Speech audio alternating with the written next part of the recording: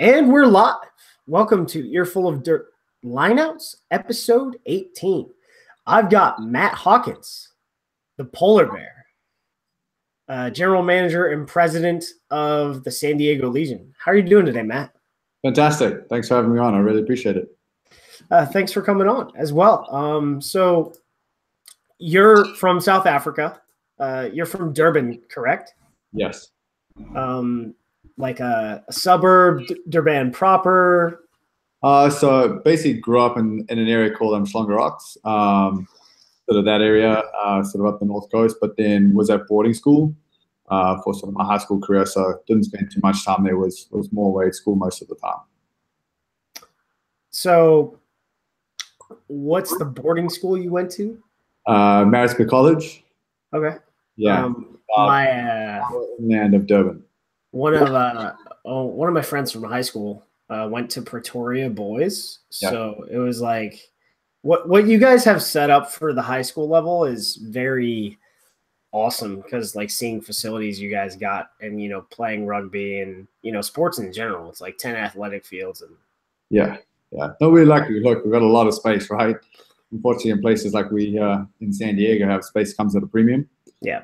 But yeah, Pretoria Boys used to be one of our sort of local derbies and fixtures, and it was actually really cool. We had 4 fixtures like that a year, where ultimately the whole sort of school between field hockey and rugby would actually get on a train, right? Yeah. And we would get on a train, go up to Pretoria, sort of travel overnight, play, sort of do everything that we needed to do, get on a train that night, and then travel back to Maritzburg, which was a pretty cool experience, as a kid and as an athlete. Awesome. So when did you begin playing rugby? I think from the time I could hold the ball and walk around. Both my grandfathers and my dad were big rugby guys, and rugby was definitely a big part of our family. I can still remember waking up at 4 a.m. in the morning to watch the South Africa play New Zealand in a Test match at Eden Park, way back when. So it was just a very big part of sort of my family, but also ultimately the culture in South Africa. But sports is, right? A lot of your socializing in South Africa is done around sports and sporting events. So it was always a big part of everything that I did. So when did you first come to the United States?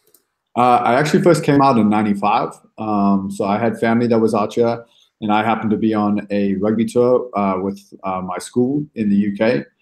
And when we finished up that tour, my folks brought me out this way. We did sort of a family vacation, did Knott's Farm, Disneyland, did all the good things here in Southern California.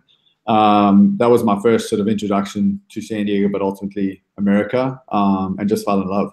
And so always had sort of the want and desire to come back at a point, and really just continue to find a way that I could create that opportunity. So when did you choose to immigrate here? So basically, when I was at college back home, I used to come out during my summer vacation, which was November, December, January, and just spend time out here with family and start to sort of get an understanding for what was going on. I did try and come to college here, but just from the sports opportunities that I had back home, I needed to explore those a little bit further. So I decided not to take up, the opportunity that I had. And then basically when I was wrapping up sort of my last year, I happened to connect with the guys at Armbach at Old Mission Beach Athletic Club. And in doing that, just realized that there ultimately was rugby here. And rugby was potentially my avenue to get out to the States and sort of really start my journey. And at that stage wasn't the end journey, but as life would have it, that's what it's turned out to be. So then sort of moved out full time towards the end of sort of 2004. So you began playing, on back. From research says 2006. You guys won a national title that year. What was that like? Correct. Yeah. So randomly enough, the Super League existed back in those days, and that's ultimately why I decided to come out, because I was a really young guy at that stage. I finished high school when I was sort of 16, turning 17. So I had a couple of years that I could explore, and was really intrigued by the fact that the Super League existed. At that stage, there were 2 conferences. There was an East Conference and a West Conference, and each conference had, if I remember correctly, 8 teams in it. And so you got to travel the country playing rugby, so I got to see parts of this country that I never ever would have seen, if it wasn't for rugby. And it was pretty fantastic back in that stage because, you would generally fly out on the Friday, play on the Saturday, spend Saturday evening, and then, fly back some point on Sunday, so you got to spend, at least some time wherever you went. At that stage, great group of guys. And that year in 2006, we were lucky enough to win the Super League Championship, and we actually played our quarterfinal game, I believe, against Nyack at that point at Qualcomm Stadium. So the old. Oh wow, that's nice. Yeah, so it was a lot of fun, and so my early introduction into rugby in this country was a very fortunate one. Awesome. So next year in 2007, you were selected for the SoCal Griffins and played in the interterritorial tournament.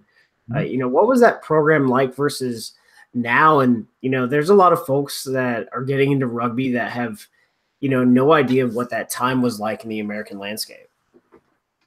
I mean, I think for me it was a really interesting time. There were two coaches, Johnny Cox and the current CEO of USA Rugby, Dan Payne, were the guys sort of heading up the program at that point. And I was fortunate enough to know them both pretty well, and I was starting to get pretty active with the 7 scene at that point. But the group of players they put together was a great young group of players. And it was just sort of one of those things that came up, and they got hold of me and said, "Hey, we're doing this. I think we headed out somewhere in Florida. I forget exactly where, but hey, we got this great opportunity. We're going to go out. We're going to spend sort of the weekend there, play some rugby."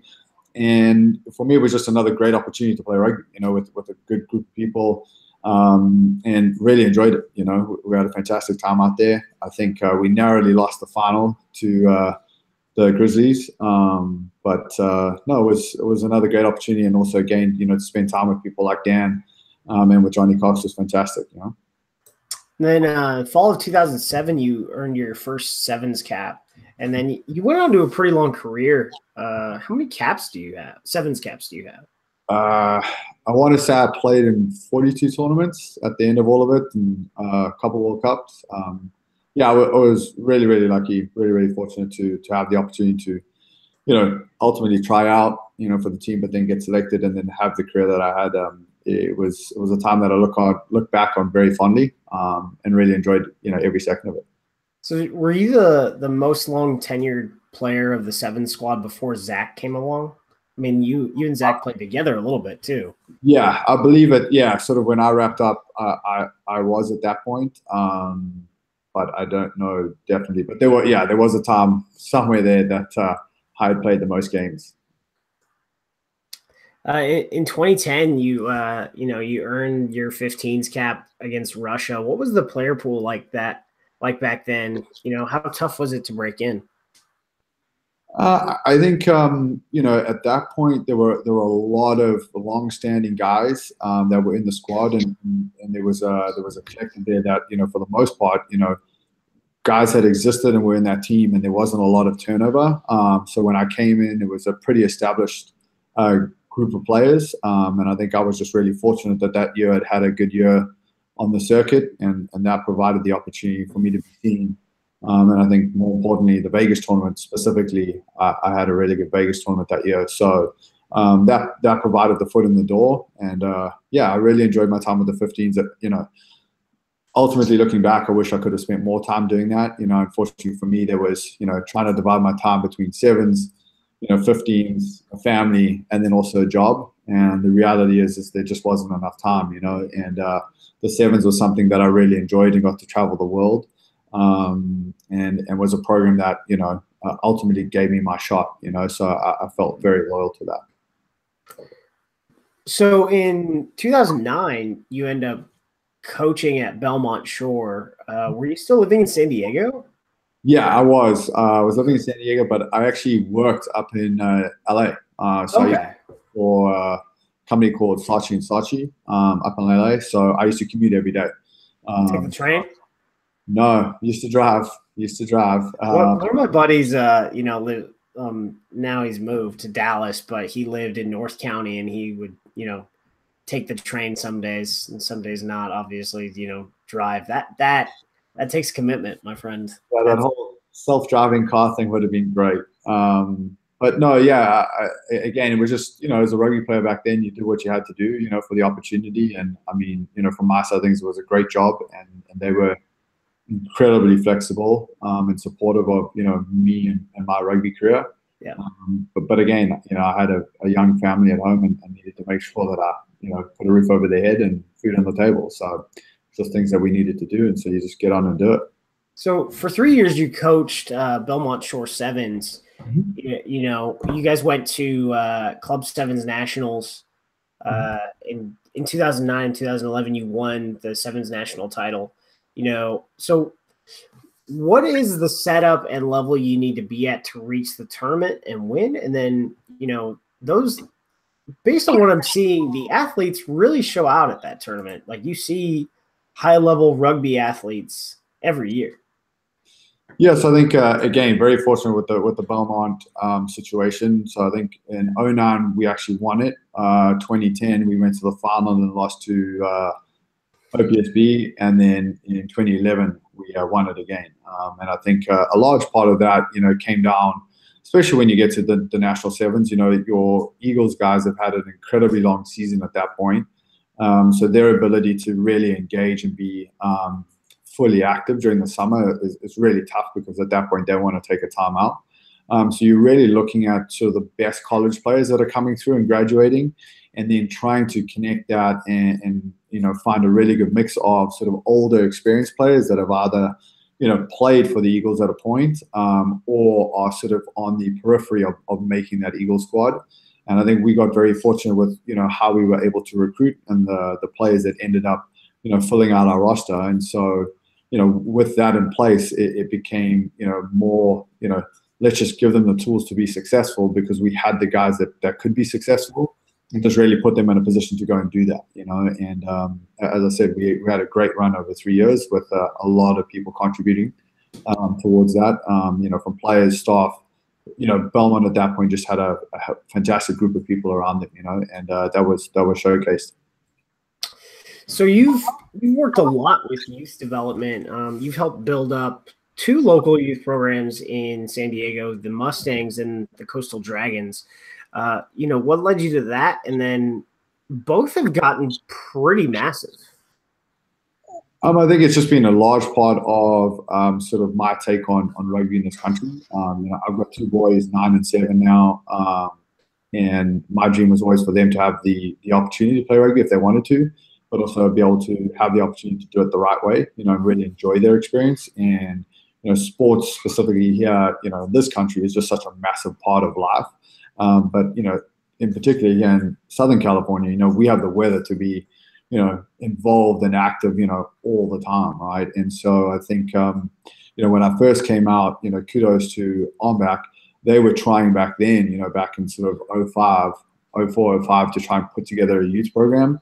And we're slowly putting together the foundations. But then I think, there were a lot of expats and then guys that had played rugby at college that now sort of got together and started to formalize things a little bit better.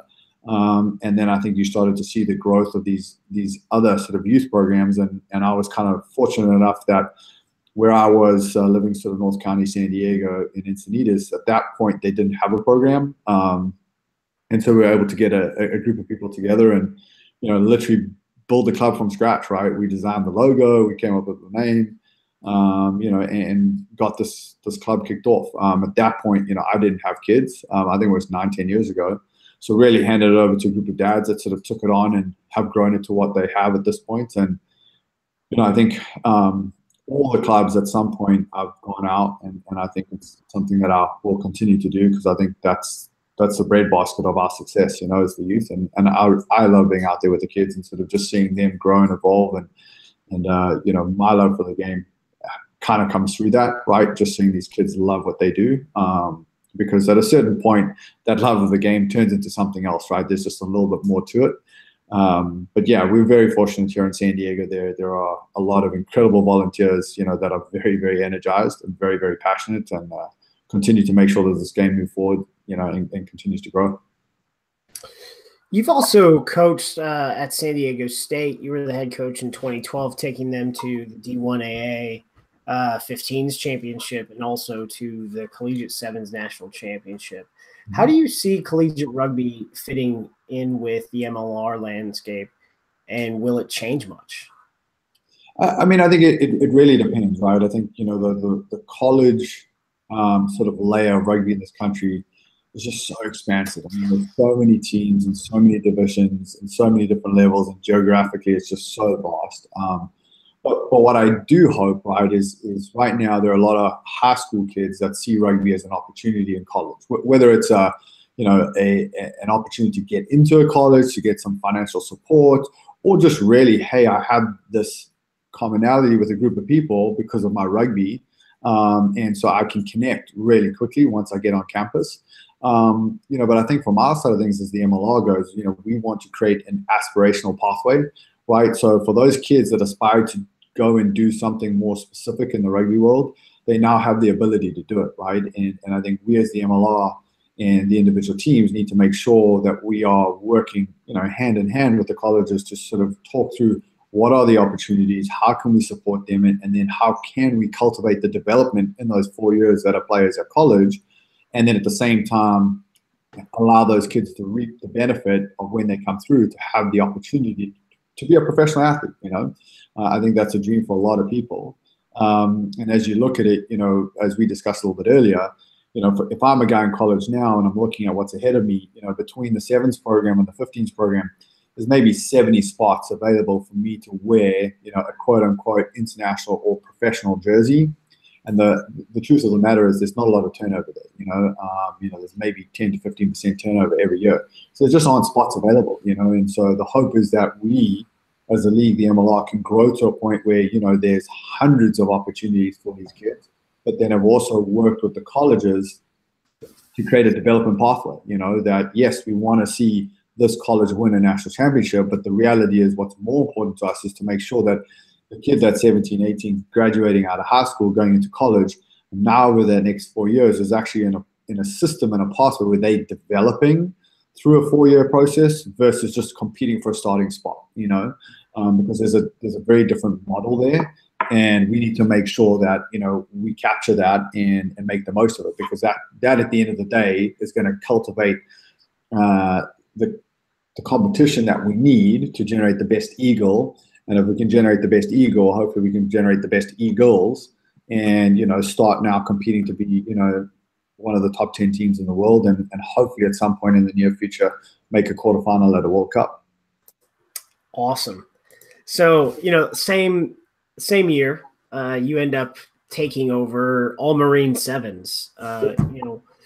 So what do you think of, Armed Services Rugby right now? What does it need to do to get back to, where it was previously with both strong 15s and 7s programs rather than just one? I mean, I think it's tough because I don't know enough about the sort of inner workings, right, and the politics of the armed forces and how it all works out. I think, from my side, I think I was blown away by sort of the rich history and tradition that rugby has in armed services, and was something that I was pleasantly surprised about. My time with the guys in the Marines and the friends that I have was fantastic, right? I loved it and wish I could do more of it. But I think, with the WCAP program that you're seeing becoming, more of a part of the sevens program, I think, both male and female, I think there's really something there.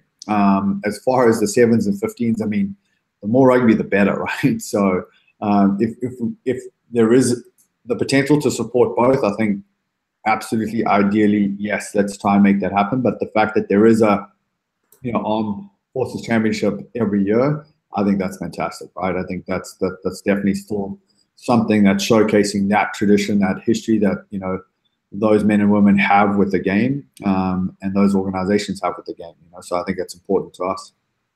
Then back in following year in 2013, you stepped in on short notice to take over the Eagles Sevens program for the 2013-2014 season. How did that shape you as a coach? Too long to describe, but I think in all reality, that time was probably about a 14, 15-month window. As a person, right, I was 29, 30, 31-ish. I was very young in my career, but also as a person. I learned the most I've ever learned in my almost 35 years on this earth, and has provided a foundation for me moving forward that I think has positioned me to be successful, based on what I learned through that time. Loved the time, really enjoyed the time. I miss being a part of that program. But at the same time, it was a chapter in my life that I look back on, and, again, don't regret the things you do, right? Just move on, learn from them, and keep moving, and so that's kind of what I've tried to live by. So in 2015, that was a busy year for you as well. You started the Institute of Rugby with Hannah Lockwood, former, USA Eagle herself, to provide an academy setting to grow youth rugby in, the growing population that is in San Diego. How has that been the last couple of years? I mean, it's been fantastic, right? The Institute of Rugby, in all honesty, was always a smaller piece of a much bigger puzzle. As far as San Diego Legion and all the other things that we are now, sort of putting in place. So for me, it was just an opportunity to create sort of another level for both players and coaches to engage with, to provide just a little bit more, because I think in sports in this country, you definitely do have layers, right? You have very much the social aspect of a sport, right? You then have the rec piece of the sport, and then you have the competitive piece of the sport. And I think, as I explained to people, at the end of the day,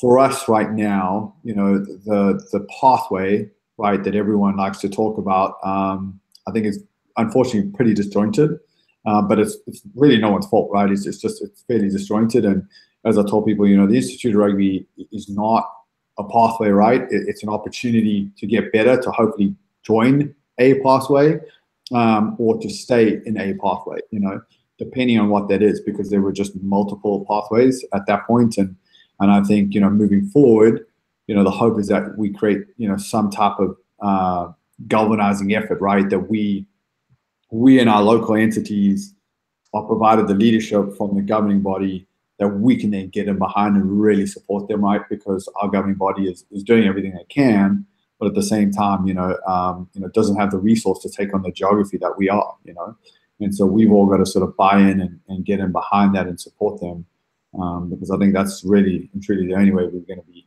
ultimately successful.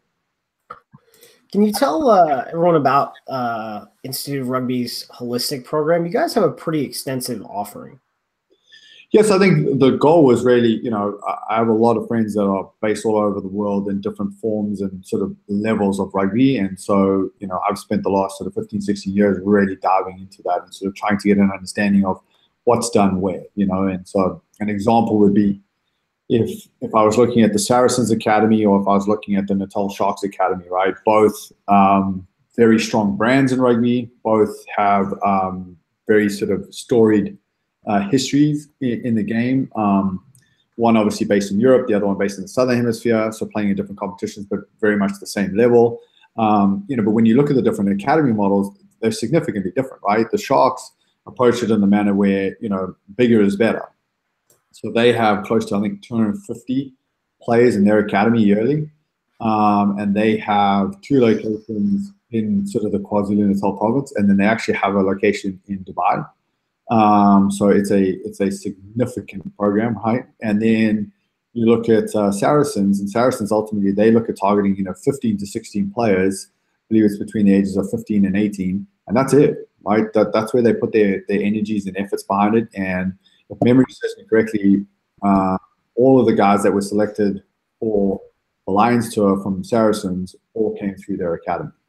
And so, just very, very different approaches. And so from that standpoint, it was one of those things where, for me, again, it's an evolving model, but we wanted to provide, for me, I think the biggest thing that lacks in youth coaching, but also in youth sport from a rugby perspective for us, was just classroom time, right? So I'm a kid, I get onto the field, I learn different ways, right? I can learn visually, audially, there's just different ways that I learn. And so having the classroom time and being able to show video, then whiteboard what's happening, how it's happening, why it's happening.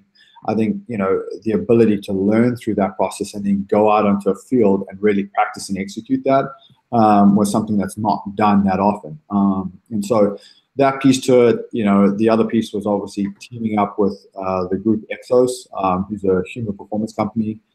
I mean, they're the best at what they do in America. We've got one here. Bring a camp here. There we go. Here in Arizona. They're incredible, right? And I think for me, the biggest thing was when I sat down with the group of people that ultimately drive their human performance daily and sort of said, look, you guys know and understand the athletic world, but also the athlete that exists here in America. I want you to help me now find the balance and the transition from that and layer in the rugby, right? How do we now start creating rugby athletes from American athletes, right? Because the sports are different, right? And how they engage in the gym, how they approach their programming, but also ultimately their development is just different. And so, you know, working with them has also been incredible, you know. So, you know, the goal is to ultimately provide, you know, anyone that attends the ability to really look at every piece of their development and have the opportunity to develop, you know, holistically versus, you know, running around at a park and, you know, hoping I get better, you know. And I think for the most part, we've done a pretty good job. But again, it's a small piece of a much larger piece. And so hopefully within the next, you know, 3 to 5 years, we can come back and start talking about something more significant, right? And so the Institute is a part of an academy, which is then a part of something else, which is then a part of the San Diego Legion, you know, and is, you know, has an impact on the whole geography that we basically are based in here in sort of Southern California. So will the Institute of Rugby feed into San Diego Legion's Senior Academy, or will San Diego Legion establish its separate age grade program? Ultimately, the Institute of Rugby will become the academy for San Diego Legion, and then we'll just sort of build a sort of bridging. So right now, we're really focused on the 18-year-old and under, and so we need to build out something that is for the 18 to sort of 23-year-old. That would be, again, classed as your sort of traditional academy, and look at, you know, I've spent a lot of time with some guys from different parts of the world building out what we think is the right model. And if all goes according to plan, hopefully we'll launch it at the end of the year. Oh, outstanding. So, I mean, we've talked a little bit about different models, and I'm starting to see different models in the U.S. because we have specifically the Glendale Raptors. Their model is live, right? And then Houston's model is, you know, I think they're in phase one. Basically, I would say with the Institute of Rugby and SD Legion, you guys are about, at least the structure-wise, is about relatively the same, but you have a 3-year head start when it comes to outreach and working with kids and developing children, you know, whereas they're, you know, 6 months into that.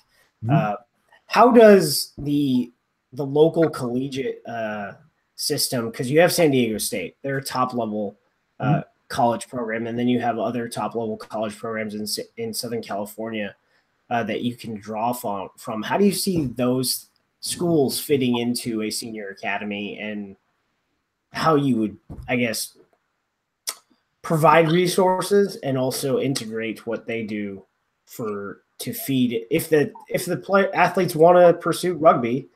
How would that fit in? So I think there's two different approaches, right? One approach is sort of understanding there's Johnny. Johnny's gone through high school. Johnny's got a 4.4 GPA. Johnny's a great rugby player. Different select, you know, tournaments, clinics, camps, whatever you want to call it. And he's now in a position where he wants to go off and ultimately he wants to be a collegiate athlete, but he wants to go to Cal. He wants to go to St. Mary's. He wants to go and do that, right? If he's developed and we've helped develop him, sorry.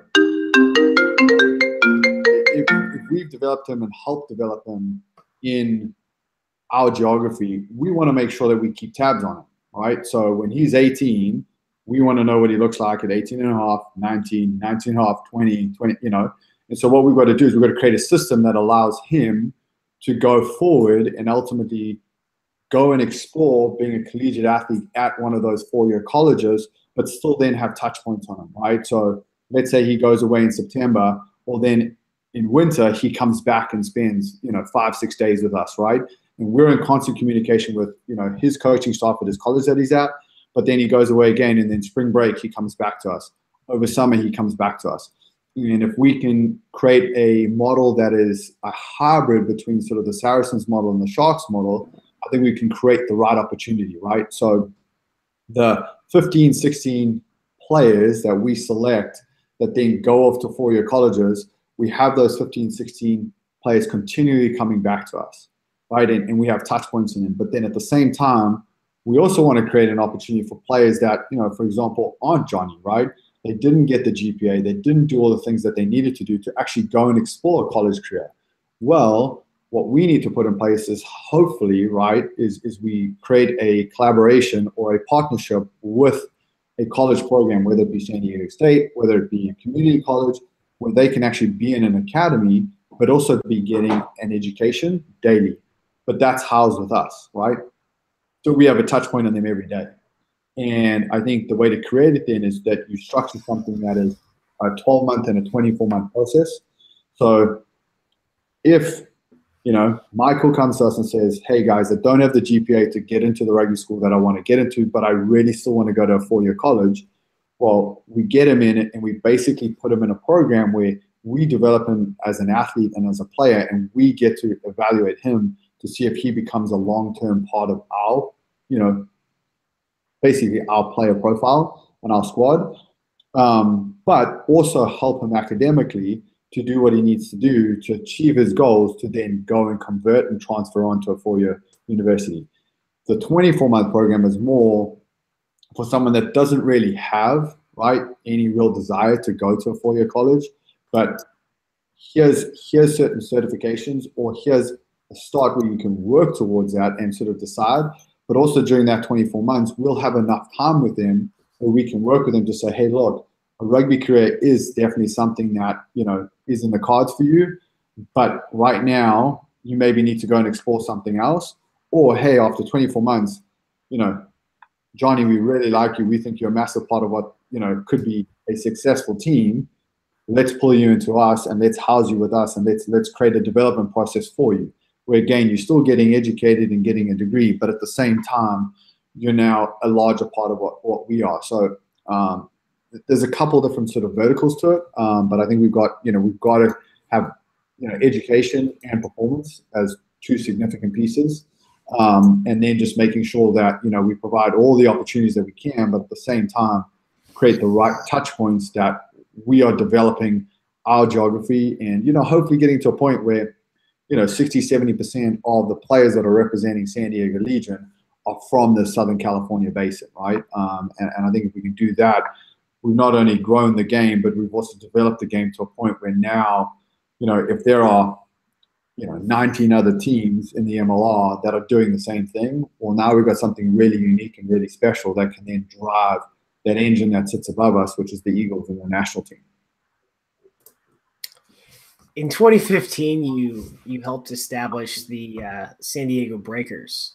What are some of the lessons learned from that experience? I mean, I think like anything, right? My time with the national team, my time with San Diego State, my time with that, it's all very, very valuable learning experiences, right? I really enjoyed it. I mean, I think, for the players and for the coaches and for everything that was put in place, it was a fantastic opportunity, right? It was an opportunity for players to be full-time rugby, professionals, coaches, the same thing. And I think for us as a whole here in America, we had the opportunity to sort of put on, a professional rugby game and see if people would turn up, see if people would pay for tickets, sit in the stands and really get behind the team. And I think that for me was the most encouraging thing. The night before the first game, as a coach, yes, you had a lot of anxiety around us winning or losing, but at the same time it was, well, are there going to be people in the stands? And if there are, how many of them? And I think that first game was a very rewarding experience from both ends of the spectrum.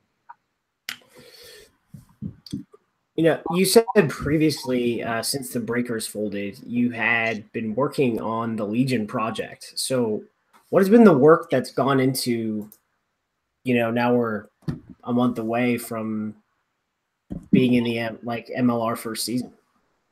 Well, I think, when you say Legion specifically, right, I'd always had a desire to be involved in professional rugby, right? Let's put it that way, right? And so I would say even from sort of 08, 09, it was always something that I really desired and wanted to do. But realistically, ultimately realized that at that point, if I was going to do it, I was going to have to move country, right? And I'm an American, love America, love San Diego, and love everything about, what this country is and ultimately, what my city is. So it was more desire to say, well, if that's a dream, right, create a vision and then start working towards that vision. And ultimately, you're going to have to build it, And I think from a timing perspective, I've just been really, really fortunate, right? That things have happened globally, but also nationally to provide the opportunities that getting the right people in the room to really sit and think about what we want to do all worked out, So I think from my side of things, both Pro Rugby, San Diego Legion, they've been part of this sort of vision and process to be a part of professional rugby and creating sort of that last piece in the pie that really completes a picture here in this country. And so it's, I think it's, again, it hasn't been a 9-month thing. It hasn't been a 2-year thing. It's been it's been a decade-long thing. It was something that I even dreamt about and was working on, when I was playing for the Sevens team, and a part of that. And again, even that, I was really fortunate because we ended up being based at the Olympic Training Center, which was in San Diego, So it allowed me to continue to be a part of the community and drive the community, but then also work on this sort of bigger picture dream, Just very fortunate that, I had a lot of people along the way support me in that and provide me with the opportunity to continue to work towards that. When it came to building out your staff, you've selected some really solid guys when it comes to, resumes. Obviously, you knew Rob Holdley. Hopefully we'll get him on. And, former Wasps defense coach and Wales under-20 coach. But you also brought on so how did you get Rob, Chris Cracknell, and Zach Test on side for this? So I think the process as a whole has been a lengthy one. We've also got some support from a couple other outside coaches. So there's sort of a coaching group of around 6 people at this point. Rob is our lead man on the ground, and Rob is someone that I didn't know too much about before my time with him with the Breakers, but was really, really impressed by him during that time, and ultimately really enjoyed working with him. I think we are cut from a different cloth, right? We just very different people, but ultimately are all trying to get to the same thing, just in different ways. So I really enjoyed my time with him. So we had continued to sort of chat and ultimately also worked on some other projects outside of the Breakers, when there was sort of some downtime. And so when it came time to start making decisions, I mean, he was the first guy, sort of that I went to and said, hey, Rob, I would really like you to lead this, because from my side of things, I knew I wasn't going to be able to spend as much time as I wanted to from a coaching perspective, in this, just because there was so much other stuff that needed to happen. And so, we had such a good relationship that it made sense, right? I had someone that I trusted and relied on and really felt that he was a guy that the players would get in behind. But at the same time, I mean, he's so passionate about the game. It's hard not to get energized by him and being around him. And then obviously Zach and Chris are 2 guys that, Zach obviously I played with and know Zach really, really well. And then Chris I spent many years playing against and ultimately also really know really well from that standpoint. And so when crafting sort of the overall coach's profile, I really wanted a young, hungry group of coaches that ultimately were looking for their opportunity in reality to prove themselves, right? And that's what this was, right? This is an opportunity for these guys to really own something that nothing's there, right? They've got a clean slate. They get to build it how they want to build it. They get to build it based on their past experiences, but they also get to build it knowing a lot more about not only the American landscape, you know, with someone like Zach integrated, but also what professional rugby looks like, right? Because a lot of these guys are young enough that they were part of the start of all of that, you know? So understanding that, hey, this is where we are. We're at the start of this, right? Now, where this evolves to, you know, they ultimately get, you know, to drive their story, but also get to drive the team story. And so, you know, the three of them together, I think it's been a great pairing, you know, for all of them. And I think the three of them work really well with each other. And I think the interaction and engagement with the players has been really good. And obviously this weekend was the first real test of that, right? Because every day before then we arrived to work and we were the best team in the world, you know? And on Saturday was really our opportunity to go out there and showcase, you know, sort of a little bit of what we've done and where we plan to go, you know? So it was exciting. So yeah, really happy with the group of guys. Incredibly thrilled that they, you know, they leapt at the opportunity to be a part of this, and very humbled that they have done so. One of the questions about the league that continues to be asked is how each team is, you know, working with local men's clubs when it comes to loaning players and recruiting players as well. Mm-hmm. So I think it's one of those things where that was also one of the very big pieces that you know, Rob and I both learned going through sort of our first iteration of this. Is you want to be fully inclusive of everybody. It's also very difficult to do that, you know. And so for us, you know, we've started very small for now. And our goal is, as we get more established and we understand a little bit more about ultimately where we are and what we're doing, we can then sort of open up and just be a lot more inclusive moving forward, you know. But I think I have a long-standing relationship with Armback, and then obviously the guys at the Aztecs, and then, you know, other guys have different, you know, relationships. You know, Zach currently works with San Diego State. You know, I know the guys at USD. So there are relationships that exist, right? And so for us, it's right now trying to make sure that we're very conscious of what they're doing, right? So they've got D1 campaigns, they've got PRP campaigns.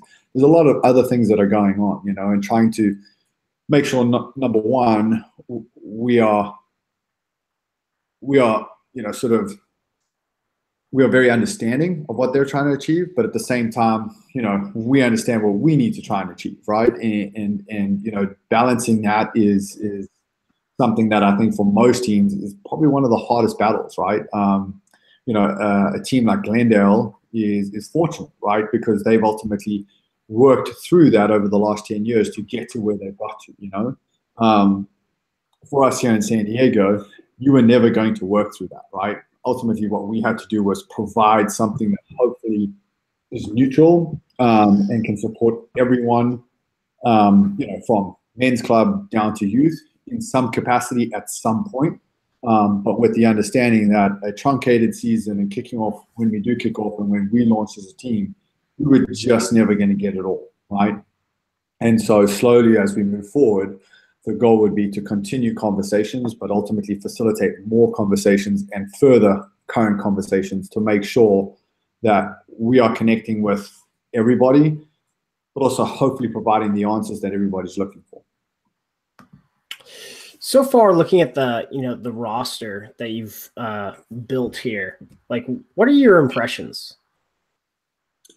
Again, I think, you know, the roster thing was something that collaboratively, you know, there's been a group of us working on for the last 9 to 10 months, you know, and we had a specific profile that we were looking for in a player, but also in a team. And, you know, again, do you get everything that you want? No, you know, but we've ultimately tried to have a fairly decent shape of what we want to do as a team, right, philosophy-wise, and the characters that we want as a part of our team. But then the other piece is also the type of rugby we want to play and the people that we need to be able to play that type of rugby. And I think, again, if you look at the team for the most part, we've gone, you know, for a pretty young and hungry group of players because, again, I think that ties in really, really well with our group of coaches, you know. And I think, very, very excited, about what the guys have done and the attitude they've shown, and the last 8 weeks has really been, I think, for me, the best part about all of this, right? Just seeing these guys come in, seeing them identify with San Diego Legion and really taking ownership of it, and then taking ownership of ultimately their team, right? That they get to drive this thing and create a legacy for themselves that hopefully at some point is a 30 for 30 story, 20 years from now, hopefully not 20, hopefully just 10. Wow. And right. Then we're like looking at 25 teams or something. Yes, that would be great. So I think again, the way that I've always approached it, same with the coaches, is if I was a player now, what would I want? What would I be excited about, and where and how would I thrive? And then trying to facilitate, build that, and then provide that for the current group of guys. Are you signing any more players? Potentially. Yeah. And we may have certain players signed that just haven't joined us yet. So both. All right. So got it. Okay. Good to go. So we started you mentioned earlier talking about outreach with youth. We started to see the outreach program with youth clubs. You guys were out just this last week, was it 2 weekends ago now, or 10 days, out at a tournament that was in San Diego. The boys were out there interacting with all of from minis to like U14s. So that's something we're seeing a lot throughout the league. So I think that's very important. Can you tell me more about your youth outreach program when it comes to the Legion? Yeah, look, I think there's a lot of integration there, and that's something that we continue to have a focus on, right? And it's finding the balance between that and ultimately making sure that we're in a good headspace to perform as players. But yeah, we want to create as much integration as possible, right? At the end of the day, the kids that are going to be in the fans are the guys that are going to want, our players' signatures. They're going to want to be able to high five them. They're also going to want to be able to call them by their name, and scream their name and be, feel like there's a relationship there, right? And the only way we create that is by putting them together, right? And have our players going out and supporting these kids while they're playing, but then hopefully through that process, again, reinforcing that aspirational pathway, but also, these guys now become ambassadors, to our community, right? And the reality is we want to make them relevant, in our city of San Diego. And if we can do that, we're doing our job, So our guys have actually been very proactive with that, right? They want to be a part of it, and it was actually awesome. So 10 days ago, it was the end of season youth tournament that you're talking about, and the U8s and U10s were at a specific facility, and it was one of those times that it was raining in San Diego. It doesn't happen often, but it was. And so we actually had the guys training on the field while everyone was arriving before they started the tournament. So everyone got to see them train, which was great, for a Saturday morning. And then the guys went home, sort of showered, had something to eat, and then came back later and then kind of spent time with the kids and signed autographs and handed out, T-shirts and a couple other giveaways. So that interaction is definitely there. We'll continue to do more of that as we move forward. And ultimately, as things change for us moving forward from a seasonality standpoint, there will be more overlap with our season and the youth season, which will create even more opportunity for that. So, we've talked a little bit about the conceptual phase of your academy system as, when you start building out the senior portion and integration with the junior academy. Dean House at your guys' press conference stated that there would be a draft when answering a question. How do you see that taking shape? And, would you prefer like a hybrid academy model without a draft, or is it just like take the pitch? Look, I think the truth of that is this there are just a lot of layers to that, right? So a draft piece plays in when you have expansion. So, right, if we've got 7 teams competing 2018, and all of a sudden we go to, let's call it 10 teams, right, in 2019. Now, all of a sudden, there's 3 teams that ultimately need to facilitate a squad. Yeah. Right? So there's an expansion, what I call like an expansion draft there. So do I see that being applicable? Yes, but again, how? Right? So what does that mean, right? Does it mean that we have to allocate X players to the draft every year or every time there's an expansion, right? Like, how does that work?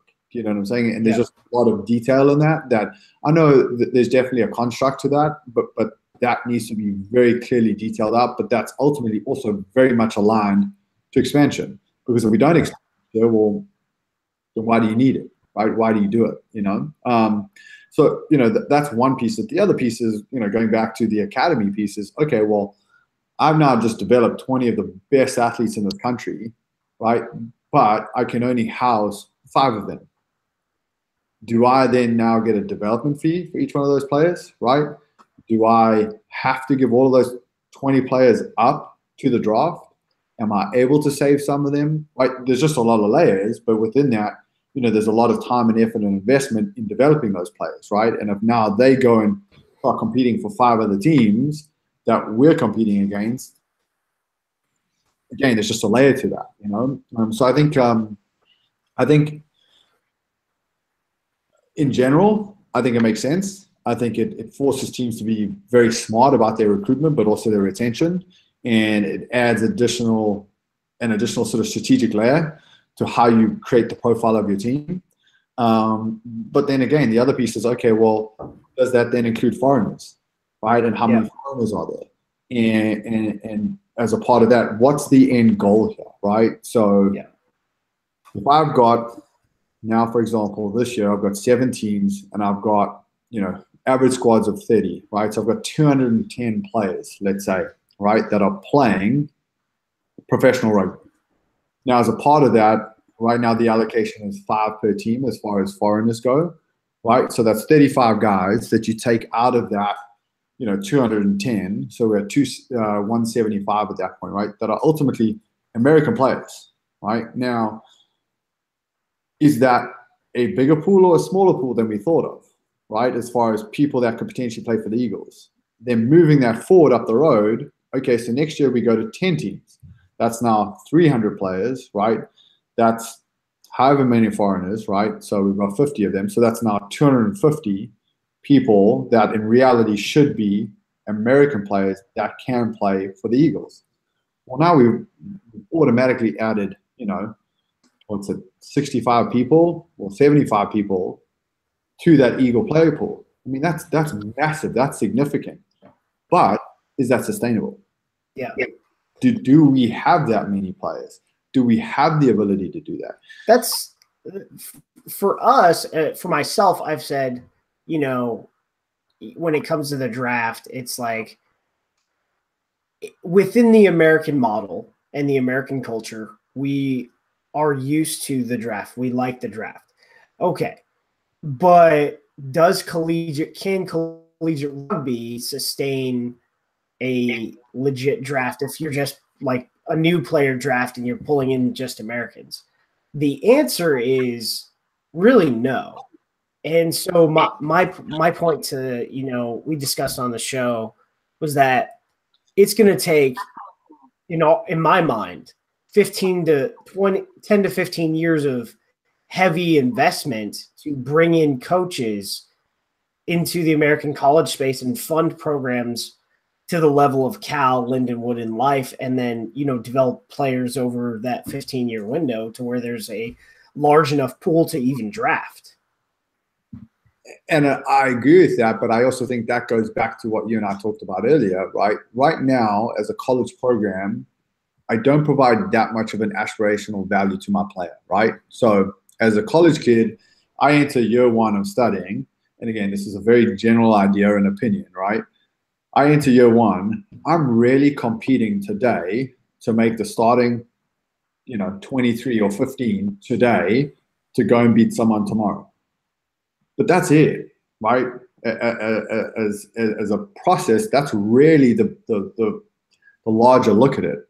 But if we can help from an MLR's perspective, right, support the college programs and say ultimately what we need to do is create a 4-year program where these kids are ultimately developing, so that the truth of it is in year 3 and year 4 is when you're really competing for a starting spot, right? But we're developing through those 4 years now. Well, now there's an incentive, right? Because now players want to go to somewhere where they get developed. But number 2, they go to somewhere where if they go there, they're going to be developed to a point where they need or want to be drafted by an MLR team. So now there's incentive for a college program to say, hey, we need to create a system that these 4 MLR teams have, signed off on, and we are now ultimately somewhat affiliated, right? And these guys are going to help us from the coaching and resource perspective develop out these players, because at the end of the day, after those 4 years, they have the ability to now attract those players. Because as I said, right, even in an academy, we're never going to get everyone, right? We need people to go to the 4-year colleges and go and do that, right, and be a collegiate athlete. But there are also going to be kids that's not what they want to do. They just want to come to our academy. And we have to find a balance between both of those, but also as the MLR, we've got to find a way to really distinguish how we can support both of those, because that's ultimately going to help support our process in better games, better players, right? But also then a better product and all. And then that filters up, again to, the top piece, which is the Eagles, right? And we're going to be in a position where if we've got better players competing each and every day against each other in the MLR, we're now going to end up with a better product in the Eagle jersey. But it starts a lot sooner than that, and any place that I think we can help support and impact that process, we've got to do it. Awesome. Yeah, that's definitely the kind of answer that I was looking for. And that's, I think, it's all systems based and investment based, and, the MLR is the aspirational goal. So what is it, the things that colleges are going to do to provide that environment? Because now there is professional rugby, right? So going to colleges is about, education, but it's also about preparing for the professional workforce. Mm-hmm. So almost every sport there is, like in this country where there's a professional outlet, there is also a college-based system where they can, they're getting the education, but then they're getting vocational ed and development through that sport. Mm-hmm. So, yeah. So what are the Legion's plans for a home ground development in the next few years? We've heard about the FC 1904 facility that may launch. If it does, would you guys be looking to partner with them, or still finding the land that in San Diego County closer to the beach than not to build a stadium? Look, I think, from our side of things, like everyone in this league, we want a home venue, we want a home facility, and we ultimately, we want something that we can monetize in a way to make things really, really successful for us from a business perspective. I think the uniqueness that we have here in San Diego is there's ultimately this interesting, not battle, but there's this conflict going on right now where, the Chargers left because they couldn't get a new stadium. But that stadium still exists, right? And there are other sports teams that want to now activate that area to create a new sports facility, right? And so we have San Diego State that ultimately needs a stadium to play in, but they also want to expand. We've got groups like 1904 who are looking to create their own identity and their own home. You've got, other new franchises like the San Diego Seals, which is an arena lacrosse team, but has significant ownership, who, at some point are also going to look for some home for themselves. And then there's talk of potentially an MLS team coming here and, them driving some sort of development. So, we're in this really interesting place where I think at some point there are going to be some really exciting projects coming down the line that, for the most part, I think we're going to look to, really have conversations with everyone to see which one makes sense for us, and which one would be the right home for us. But, as far as our plans, yes, we're actively, seeking out the opportunity to have our own home. But for now, the two places that we do call home, Exos and USD, I mean, we couldn't be happier, So we're in a really good place, right? And we have two great facilities that house us and have bought into us and what we're trying to do. So for now, we're very happy, but at some point we'd like to have our own space. Well, I'm all in on Torero. Having watched the Eagles versus Canada in the second of the qualifiers this summer, it's a great place to watch rugby. Fantastic venue. And I think for us, if we can sell that place out every game and create a very loyal and passionate fan base, I think that'll be a great place to call home to start. So what's in the name San Diego Legion? I think it, has a lot of the military roots with, the Marine Corps and the Navy stuff going on in San Diego. So is it are we looking at Kepi Blancs being sold? What is that the homage, to the military culture that surrounds San Diego County? So yes, that was definitely a part of our process, right? But there was definitely a process. And so I think there were a lot of people that were a part of the process. Some of the things that we discussed were, we really wanted to identify with the city. And identifying with the city is ultimately the SD, right? We felt that we wanted to have something that was very, very San Diego, right?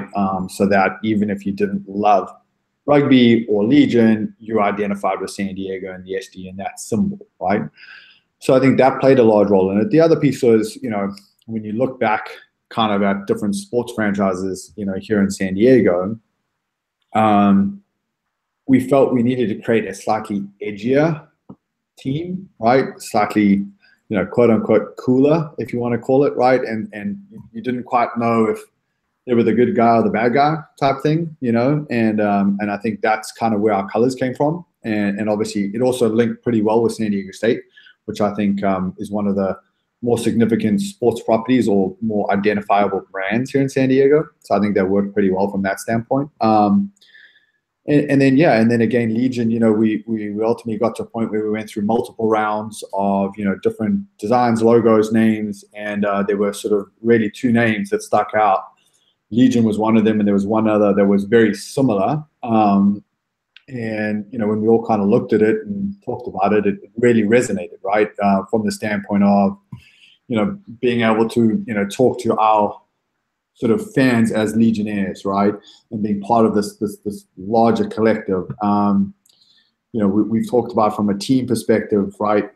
We have certain values, and those values are our armor, right? And every day our players put on their armor and they can fight in any battle, right? Because they have certain values that they attribute to themselves and the team and to Legion. So there were just a lot of really fundamental basic principles that fell into place with the name, with the symbol, and then obviously with the coloring. And so I think the day it all sort of came together, we were obviously very, very excited about it. And again, as I said, we've been very happy with the feedback from people around San Diego, but also sort of online and through sort of social media about our brand and about what we're doing. So we're excited about it, and we'll continue to grow that and build it. And again, the most exciting piece is the players love it, right? And that's a very important piece. All right, enough with the serious stuff. So when you still hit the paddock, are you a studs or moldeds guy? I was definitely a moldeds guy. I try to have as light a pair of boots on as possible, so I could think that. For being a flanker, we're gonna have to change that. Right? The problem was I was just a heavy guy, right? So I tried to be as light as possible, and it's that whole look good, feel good, play good thing, live that whole mantra. So, what's your favorite San Diego brewery? I must say, right, there's a lot, but one that we frequent pretty often is Stone Brewery, just because they got an awesome facility. Great time. Literally 5-10 minutes from our place.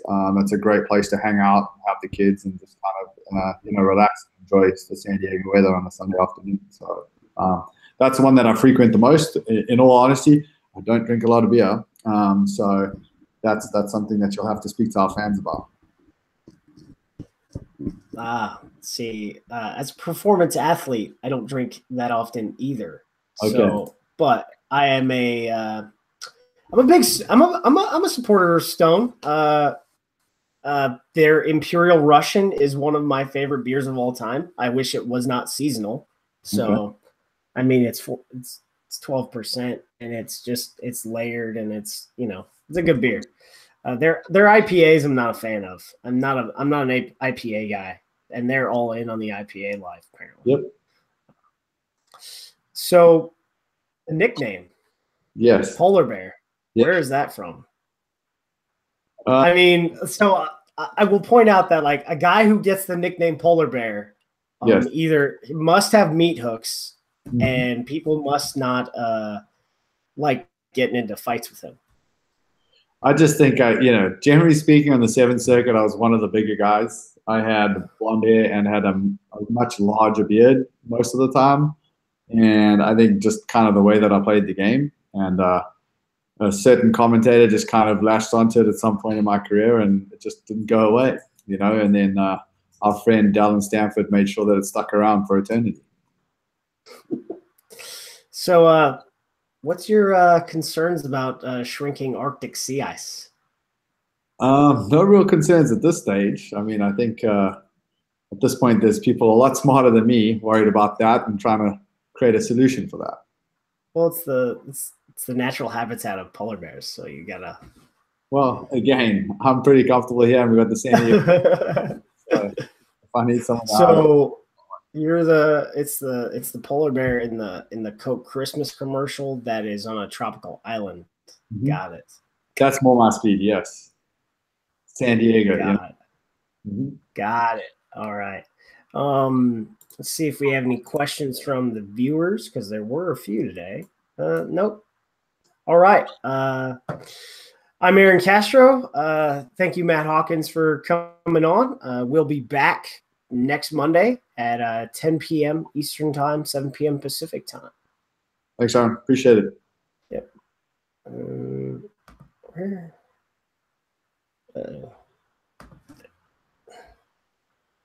All right, now it's being funny. I pressed the button. Wait. Uh-oh. Now this is getting funny. You can just sign off, Matt. Oh, no, it's going. We're good. Come on.